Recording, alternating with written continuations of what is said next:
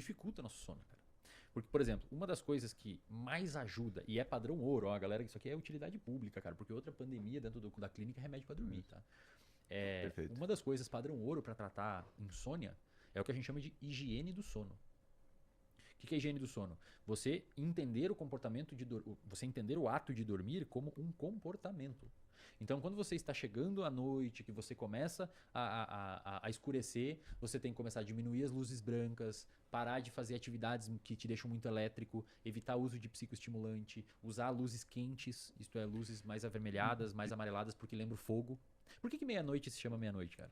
Porque é no meio da noite. E aí a galera normalmente dorme meia-noite, 1h da manhã. Cara, Meio da durante, noite você tinha que estar dormindo já tá durante no meio da noite. 99,5% da nossa vida no planeta, não existia luz artificial. A gente escurecia, a gente ia pra caverna, fazia um fogo, que é amarelo, contava alguns tipos de história, por isso que história engaja, a gente chama de storytelling, quando você conta história o pessoal presta atenção, porque evolutivamente foi selecionado pra ser assim. Isso aqui é um storytelling. E dormia, cara, e você dormia.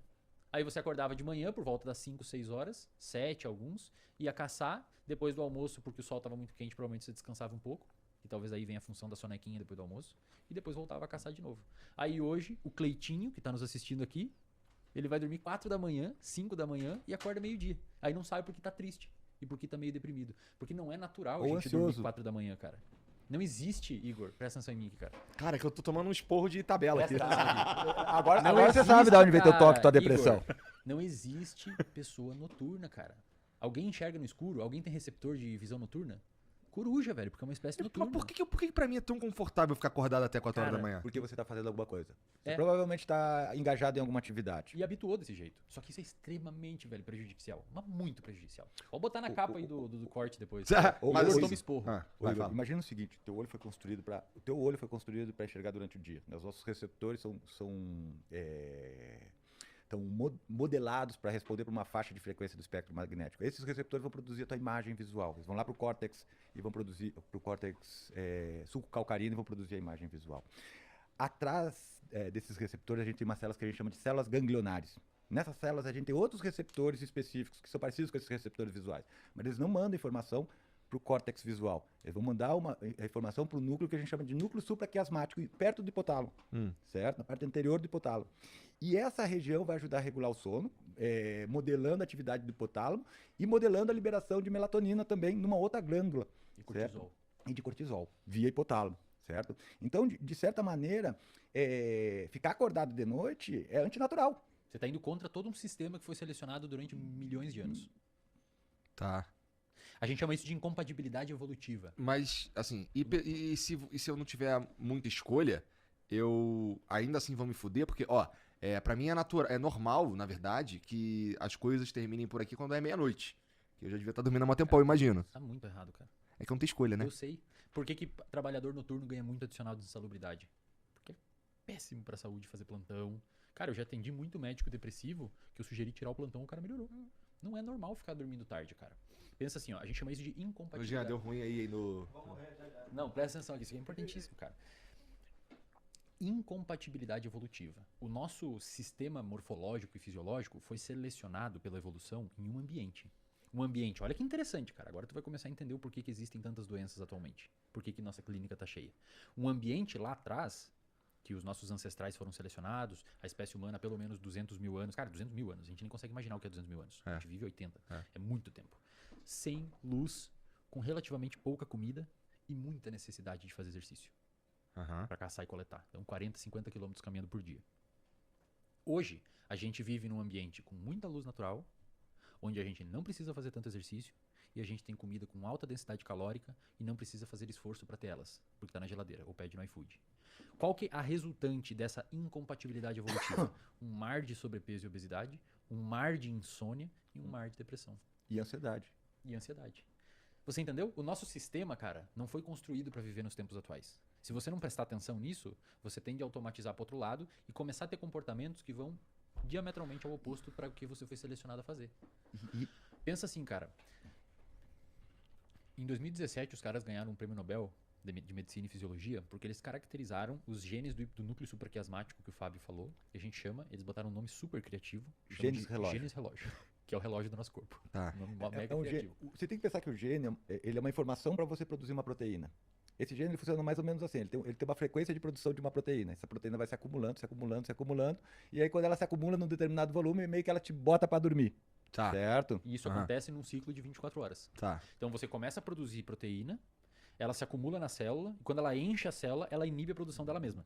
E isso acontece em 24 horas. Por isso a gente tem o chamado ciclo circadiano. Ciclo circa, de ciclo, de ano, de De um dia. Ciclo circadiano. Sabe o que começa a dar o start na produção dessa proteína? Luz natural. Isso. Sol, luz natural. Aqueles receptores que eu te falei Do olho. do olho. Então, se você acorda.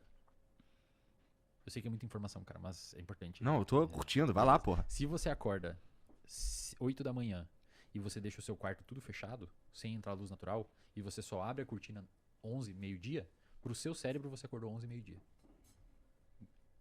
Porque não entrou luz pra ativar aquela maquinaria.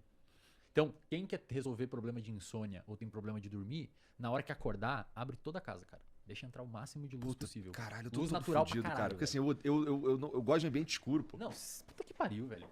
Abre a casa, velho. Porra, Você Igor. explica aí teus episódios de depressão, toque, ansiedade. Você pode botar na Luz conta natural, disso. cara. É mesmo. Cara, tem estudos mostrando, velho, que se você bota a sua mesa na frente da janela, o seu humor começa a melhorar durante o tempo porque você tá pegando mais luz. A gente não foi feito pra ficar numa caverna o dia inteiro, cara. Por isso que esses programadores são tudo fodidos da cabeça, tá ligado? Vira à noite, no Por escuro. isso que o cara que trabalha com internet também é tudo fudido da cabeça, Cara, será? você tem que ter pelo menos uma luz natural entrando de manhã. Toma café na varanda, passeia de manhã. Você tem que pegar luz nos seus receptores do olho, porque eles vão até o seu núcleo supraquiasmático e vão começar a rodar a maquinaria. De noite você vai sentir sono cedo. Agora, se você acorda 9 horas e se expõe à luz só às 2, quando você vai no mercadinho comprar o almoço, cara, pro seu cérebro você acorda às 2. Aí de noite você vai estar cansado e sem sono. Isso é comum pra mim, inclusive. E você resolve abrindo a janela, velho. Agora- Eu sei que é estranho, mas é exatamente isso. E são coisas simples, né? São coisas relativamente simples. E daí você pensa numa coisa, né, Igor? Porque ele falou assim, dessa incompatibilidade evolutiva, né, cara? E daí, por exemplo, você pensa a epidemia de ansiedade que a gente tem agora, né? Essa epidemia de ansiedade, maior parte dela é por causa dessas questões de hábitos, certo? Ou seja, você acaba aumentando a atividade das áreas relacionadas à ansiedade, porque o teu córtex pré-frontal não está funcionando direito, e aí você acaba interpretando as situações do dia a dia de uma forma mais catastrófica do que elas são. E aí você não consegue baixar esse nível de ansiedade porque você não tem atividade física. Porque e pensa no seguinte, o medo foi feito para você lutar ou fugir, certo? Então o que acontece? Você está com medo de um bicho, você sai correndo, foge dele, quando você se livra dele, depois de fazer atividade física, você tem volta para o teu nível basal, certo? Você tem aquele alívio que o pessoal fala, certo? No nosso caso, você fica produzindo ansiedade o dia inteiro, só que você não faz atividade física. Você não descarrega. Daí você não volta para o nível basal. Você está sempre ansioso, sempre ansioso, sempre ansioso. Daí você não dorme direito, está sempre ansioso. Aí Aí às vezes você tem comportamentos compensatórios com substâncias ou vícios comportamentais. Joguinho. Joguinho. Cara, e sabe o que é o pior de tudo, velho? Nessa parada? O nosso cérebro, ele é plástico. Ele fica melhor com o tempo naquilo que você tá fazendo. E isso serve pros dois lados. Se você começar a andar de skate, estudar uma nova língua, aprender física, qualquer coisa que você começar a estudar novo, o seu cérebro ele começa a se mudar via neuroplasticidade, fixar aqueles padrões de aprendizado e você começa a ficar melhor, por isso que você aprende algo.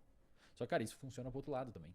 Em outras palavras, uma pessoa que começa a ficar ansiosa e cada vez é mais ansiosa, o cérebro vai ficando bom em ser ansioso. É por isso que quando você trata um paciente com uma depressão ou com ansiedade, logo no início que abriu o quadro, a remissão dos sintomas tende a ser mais fácil. Agora você pega uma pessoa mais velha, 20 anos deprimida. Cara, o cérebro é muito bom em ser deprimido. Cara, é excelente em ser ansioso. Aí fica mais difícil o manejo. Aí, muitas vezes, é necessário o medicamento.